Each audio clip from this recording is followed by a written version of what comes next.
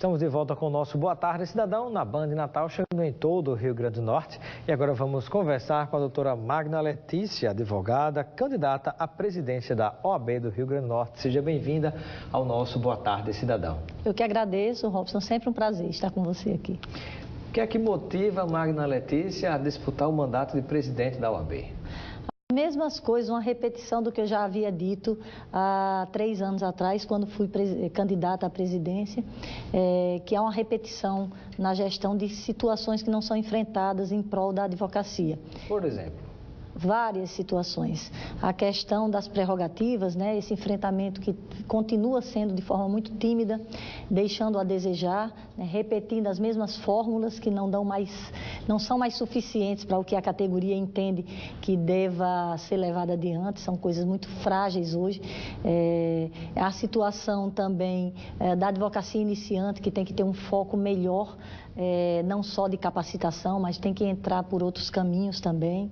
A questão da interiorização da OAB, que foi tão prometida, mas não foi feita também. E são muitas situações. A questão da transparência, que é algo muito sério, muito grave na instituição. Então, são questões que a gente não viu uma evolução. Elas permanecem sendo discutidas sem uma evolução. Doutora Magna Letícia, o que a senhora propõe em relação à questão do não respeito por parte, por exemplo, do judiciário em relação às prerrogativas do advogado? Eu até peço que explique para quem não é advogado, por exemplo, o que são essas prerrogativas e o que a senhora propõe de diferente a ser feito nesse aspecto. Veja bem, Robson, as prerrogativas do advogado são os direitos que ele tem, que nós temos no exercício da profissão. Direitos que são assegurados tanto constitucionalmente como nas próprias normas que regem a questão da advocacia, né? Então, as coisas continuam sendo... Hoje nós estamos num momento de extrema fragilidade da advocacia. E é nesse momento que a instituição ela tem que estar mais forte, mais combativa, mais altiva, mais atenta a essas questões. Então, existe uma situação séria de criminalização da advocacia, que esse enfrentamento, eu volto a dizer, muito tímido. As mesmas velhas técnicas estão sendo utilizadas. A categoria não vê mais nisso algo que resolva, né? Vou dar um exemplo a você. Os advogados hoje, eles passam por uma situação de que os criminalistas, os advogados que são pareceristas, eles incursam em processos quando eles estão no exercício da profissão e eles estão sendo incursos como partes nesses processos, o que é extremamente danoso para a categoria e que a instituição tem que estar forte para combater isso, né? A questão dos desagravos, que é uma tática que tem sido usada, uma técnica que tem sido usada, ela não é mais suficiente. Ela tem que vir também, mas com outras situações. Uma campanha muito efetiva, né, de conscientização, o presidente com a diretoria sair dos seus gabinetes e ir em busca do Ministério Público para esclarecer, em busca de resguardar esse direito da advocacia, junto ao Tribunal de Justiça, se aproximar mais do judiciário e das instituições públicas. Enfim, é uma situação de proatividade que nós sentimos falta. Por que esses desrespeitos acontecem na sua avaliação? Acontece, às vezes, por falta de conhecimento do que é realmente o mistério da advocacia, do advogado. Mas falta de conhecimento. Da justiça não teriam esse conhecimento? Eles até têm, deveriam ter, mas eles esquecem um pouco disso no atendimento e quando não há um embate com relação à instituição, não compra eu não digo briga, mas compra essa questão institucionalmente, os advogados ficam muito desamparados, né? Um grito sozinho é constante, né? É constante. Então, um grito sozinho de um advogado não reverbera tanto quanto o institucional, né?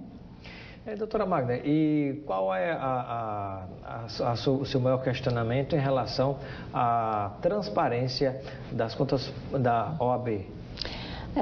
Nós temos, hoje, existe um instrumento que é utilizado não só por instituições, mas por órgãos públicos, por Estado, municípios, federação, que é o portal da transparência.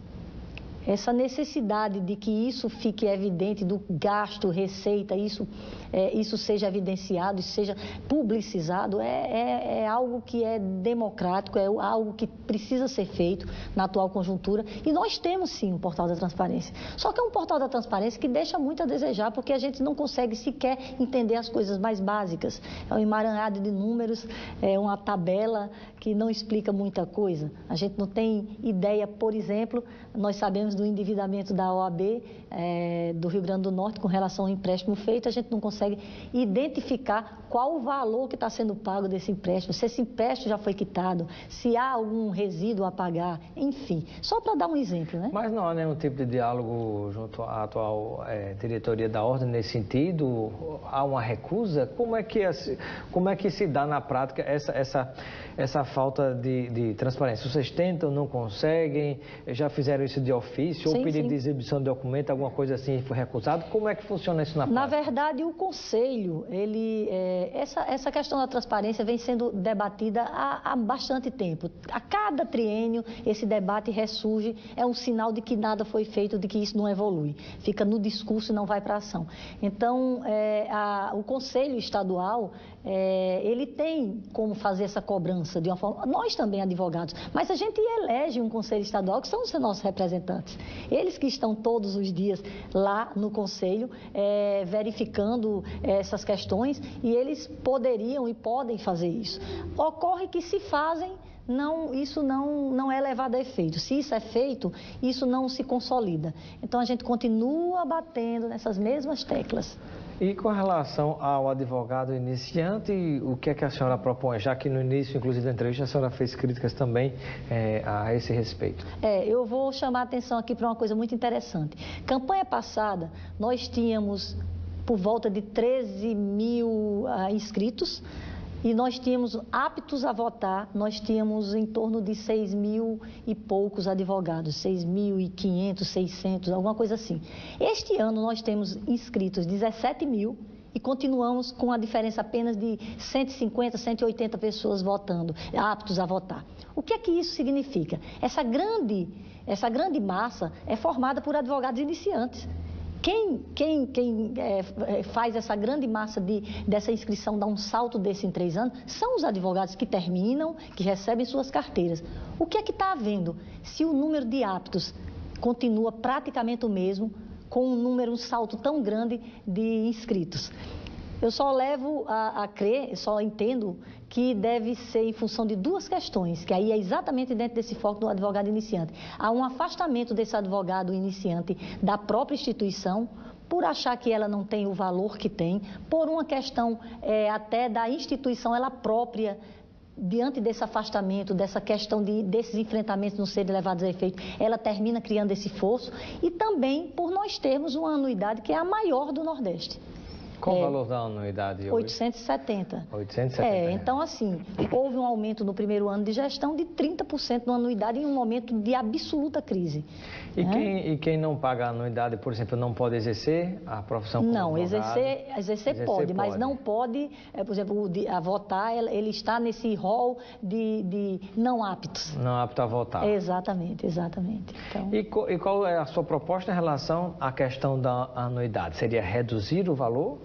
A redução do valor, nós temos que ver uma questão posta num provimento que bem recente, que ela questiona essa possibilidade de redução. Me parece não ser possível essa redução. Mas a gente tem como ver essa questão da aplicação para esses 5 primeiros anos que diz respeito ao advogado iniciante, que são os mais prejudicados, o que tem uma situação mais complicada, fazer um desconto progressivo que hoje não há. O desconto hoje é de uma insignificância a toda prova, é um desconto de 5%. Então, assim, nesse advogado iniciante, a gente teria como fazer uma progressão do pagamento, de forma aos 5 anos ele pagar a totalidade, mas iniciar com algo bem menos que isso. Facilitaria bastante. A senhora é favorável a um congelamento desse valor, já que, segundo a senhora falou, é o mais alto do Nordeste? Eu sou.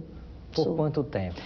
Não sei quanto tempo, Robson, porque a gente tem que ver, aí cai na questão da transparência. Como nós não temos esse conhecimento das finanças da OAB, seria de uma irresponsabilidade nós colocarmos isso como uma questão já definida. Então, eu não tenho como fazer isso. Mas eu entendo que, como eu trato essa questão do desvirtuamento das receitas da OAB, é algo que eu faço uma crítica também, porque eu acho que está desvirtuado para muita coisa que não tem tanto valor para a advocacia. Por exemplo? Grandes festas, grandes eventos, eventos de happy hours, viagens com um número enorme de componentes da OAB, custeadas pela instituição e outras tantas coisas que a gente está vendo aí, está tendo conhecimento. Então, se você fizer um enxugamento e não desvirtuar e colocar nas coisas que realmente interessam a advocacia, eu vejo possibilidade sim de uma manutenção disso, até para passar o período de que dessa pancada que foi esses 30% nesse momento de crise. Eu acho que tem sim como nós fazermos isso. Qual seria a sua principal proposta de campanha nesse momento final do programa que a senhora considera a coisa mais importante a compartilhar com a classe dos advogados? Eu vou falar de uma maneira mais ampla. As questões, a gente vem discutindo com a categoria, as questões todas de propostas e todas, passa pela transparência, passa pelo apoio ao advogado iniciante, passa pela reestruturação da ESA, que eu acho que está aquém do que ela pode, a Escola Superior da Advocacia, passa pelas questões do enfrentamento da prerrogativa, mas eu chamo a atenção para uma questão crucial: renovação. É uma mexida nessa OAB que está consolidada com o mesmo grupo há quase 2 décadas, não fazendo referência a nomes específicos, mas é um modelo de gestão que não cabe mais. Então, seria uma ampla reestruturação com a independência que nós temos na nossa chapa, que a gente teve esse cuidado de não ter essa tutela para ter essa independência na gestão. Muito bem. Quero agradecer a sua participação no nosso Boa Tarde, Cidadão. Seja sempre bem-vinda. Vou lhe deixar um kit de produtos Lucena para a senhora aproveitar com seus amigos e familiares e 1 minuto para as suas despedidas e sua reflexão junto, sobretudo, aos seus pares advogados e advogadas.